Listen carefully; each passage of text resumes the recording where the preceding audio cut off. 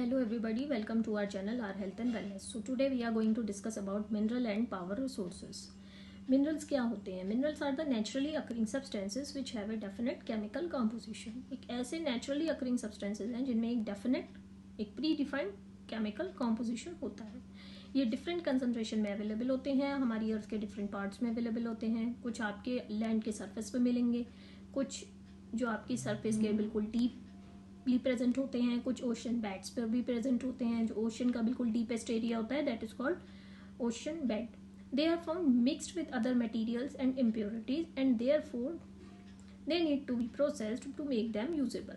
हमें ये बाकी अदर मटेरियल्स के साथ मिक्सड मिलते हैं या इनके साथ इम्प्योरिटीज भी मिक्सड होती हैं, इसलिए इनको यूजेबल फॉर्म में लाने के लिए इससे पहले इनको प्रोसेस करना पड़ता है. मिनरल्स को आप आइडेंटिफाई कर सकते हैं on the basis of physical properties, जैसे कलर है, हार्डनेस है, डेंसिटी है, सॉल्युबिलिटी भी हो सकता है और केमिकल प्रॉपर्टीज भी हो सकती हैं. टाइप्स ऑफ मिनरल्स के बारे में जानेंगे तो लगभग 3000 डिफरेंट मिनरल्स हमारी अर्थ पर प्रेजेंट होती हैं. इनको आप ब्रॉडली क्लासीफाई कर सकते हैं into metallic and non metallic. Metallic minerals होते हैं तो जनरली इनमें मेटल्स प्रेजेंट होते हैं और ये आपको इग्नियस एंड मेटामॉर्फिक रॉक्स में मिलेंगे. M for metallic and M for metamorphic rock से आप इसे लर्न कर सकते हैं.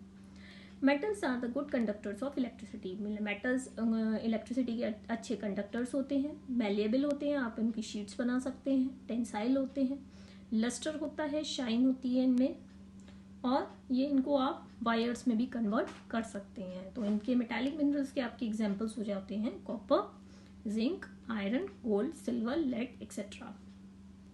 नेक्स्ट आ जाता है आपका क्लासिफिकेशन ऑफ मेटालिक मिनरल्स. अब मेटालिक मिनरल्स को भी फर्दर क्लासिफाई किया गया है into ferrous and sub ferrous. Ferrous minerals वो होते हैं जिनमें आयरन प्रेजेंट होता है, जैसे iron, manganese and chromite. Non ferrous minerals वो होते हैं जिनमें आयरन नहीं होता बल्कि अदर मेटल्स होते हैं, जैसे गोल्ड, सिल्वर, लेड एक्सेट्रा. अब हम जानेंगे नॉन मेटालिक मिनरल्स के बारे में. ऑब्वियसली नॉन मेटालिक मिनरल्स वो होते हैं जिनमें मेटल्स प्रेजेंट नहीं होते और ये आपको सेडिमेंट्री रॉक्स में मिलेंगे. नॉन मेलेबल होते हैं, आप इनके शीट्स नहीं बना सकते, इनके वायर्स फॉर्म नहीं कर सकते और ना ही इनमें चमक होती है. तो इन नॉन मेटालिक मिनरल्स के एग्जाम्पल हो जाते हैं आपके mica, gypsum, coal and petroleum. अब हम जानेंगे और क्या होता है. कोई भी नेचुरली अकरिंग मिनरल या उसका एक एग्रीगेट ऑफ मिनरल्स जिसमें से आप इकोनॉमिकली इंपॉर्टेंट कॉन्स्टिट्यूएंट्स जो कि मेटल्स होते हैं निकाल सकते हैं. अब रॉक क्या होता है? Rock is a naturally solid aggregate of minerals. एक बड़ा ही सॉलिड एग्रीगेट मिनरल्स का जिसको हम रॉक कहते हैं.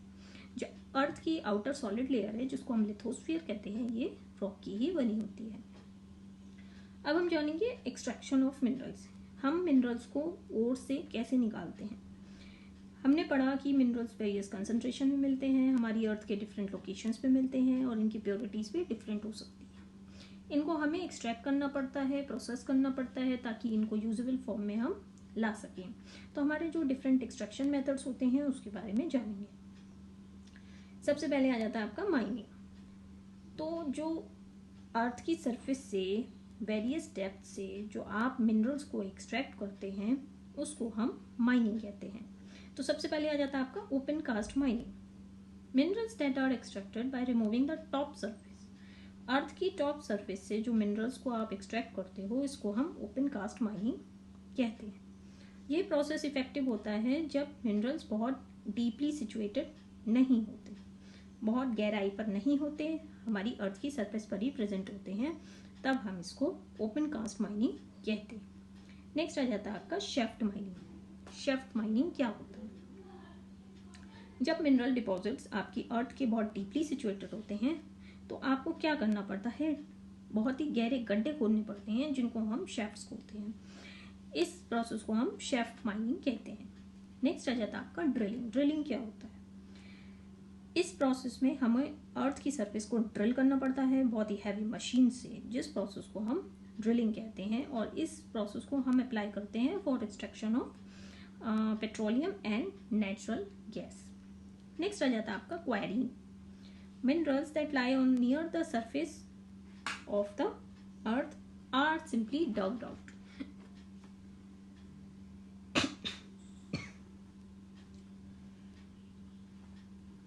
वो मिनरल्स जो आपके अर्थ की सरफेस पर ही प्रेजेंट होती हैं और आप सिंपली उसको निकाल सकते हैं, तो उसको हम क्वेरीइंग कहते हैं।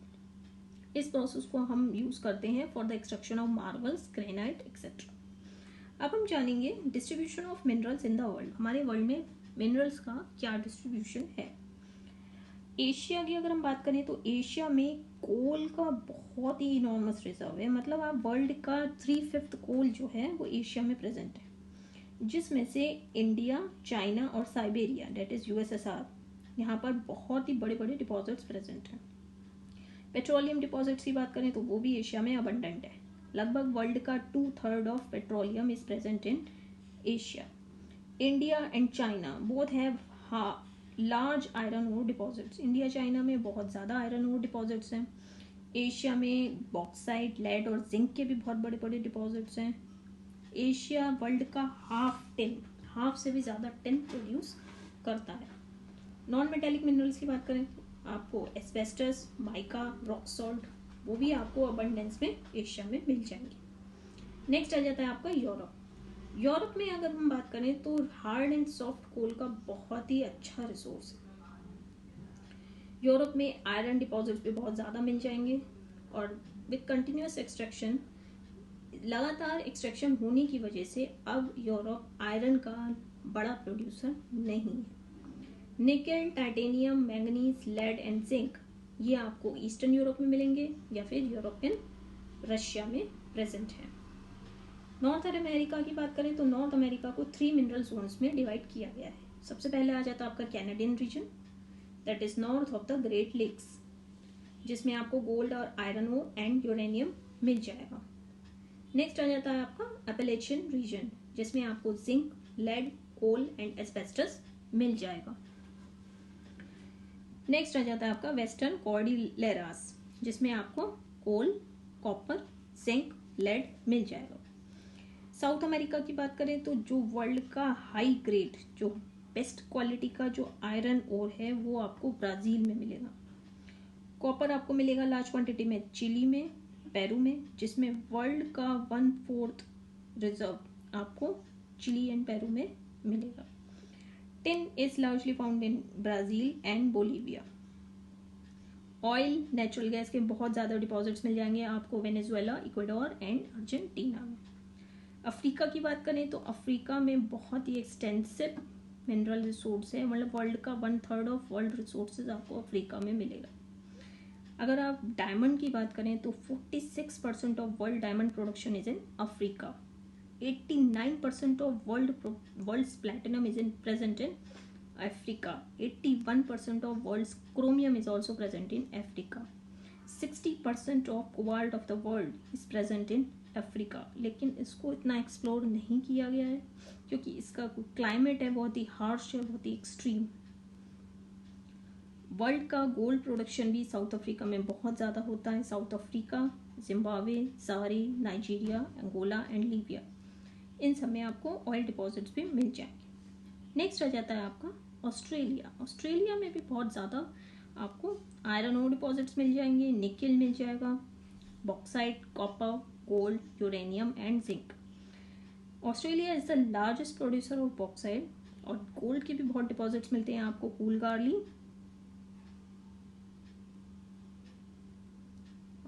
कालगूरली एंड कूलगार्डी में, जो आपके वेस्टर्न ऑस्ट्रेलिया के पार्ट्स। नेक्स्ट आ जाता है आपका अंटार्कटिका। अंटार्कटिका के बारे में ज़्यादा एक्सप्लोरेशन नहीं हो पाया है क्योंकि उसका भी बहुत ही ज़्यादा एक्सट्रीम एंड हार्श क्लाइमेट है। लेकिन अंटार्कटिका में थोड़ा सा लिंक मिल जाता है आपको, क्योंकि उसकी जो मिनरल्स प्रेजेंट हैं वो थोड़ा सा लिंक करती हैं आपकी with the minerals present in south America, south Africa and Australia.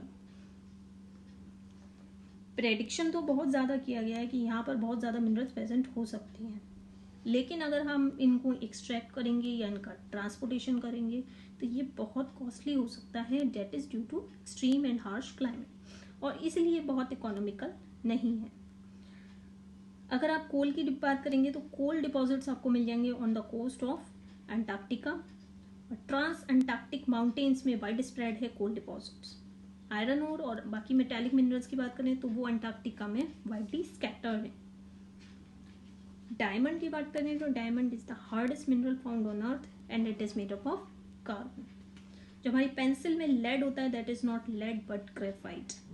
और ऐसी रॉक्स जिनमें कॉपर प्रेजेंट होता है उनमें ब्लूइश ग्रीन टिंच होता है। अब हम जानेंगे mineral distribution in India. India में किस तरह के मिनरल्स प्रेजेंट हैं। आयरन की बात करें तो आयरन आपको मिल जाएगा झारखंड, उड़ीसा, मध्य प्रदेश, कर्नाटका, गोवा एंड छत्तीसगढ़ में। नेक्स्ट आ जाता है आपका बॉक्साइट। बॉक्साइट मिलेगा आपको झारखंड, महाराष्ट्र, मध्य प्रदेश, गुजरात एंड तमिलनाडु में। माइका की बात करें तो माइका आपको झारखंड, आंध्र प्रदेश, राजस्थान एंड बिहार में मिलेगा और इंडिया वर्ल्ड का लीडिंग प्रोड्यूसर माइका का है। कॉपर आपको मिलेगा राजस्थान, झारखंड, कर्नाटका, मध्य प्रदेश एंड आंध्र प्रदेश। मैंगनीज मिलेगा छत्तीसगढ़, राजस्थान, उड़ीसा, मध्य प्रदेश, कर्नाटका एंड महाराष्ट्र में। लाइमस्टोन मिलेगा मध्य प्रदेश, मेघालय, कर्नाटका, आंध्र प्रदेश एंड उड़ीसा में। गोल्ड मिलेगा आपको कोलार गोल्ड फील्ड्स में कर्नाटका में। सॉल्ट की बात करें तो सॉल्ट आप ऑब्टेन कर सकते हैं समुद्र से, लेक से, रॉक से। जो राजस्थान में सांभर लेक है, मंडी डिस्ट्रिक्ट है हिमाचल प्रदेश में, गुजरात, तमिलनाडु और आंध्र प्रदेश का जो कोस्टल एरिया है वहाँ से आप सॉल्ट को ऑब्टेन कर सकते हैं। अब हम जानेंगे मिनरल्स जो हमने एक्सट्रैक्ट करे हैं उनके क्या क्या यूजेस होते हैं। आयरन की बात करें तो आयरन को इंडस्ट्रीज में यूज़ किया जाता है, मशीनरीज में यूज़ किया जाता है, इंफ्रास्ट्रक्चर में, रेलवेज में, ब्रिज एंड बिल्डिंग्स में।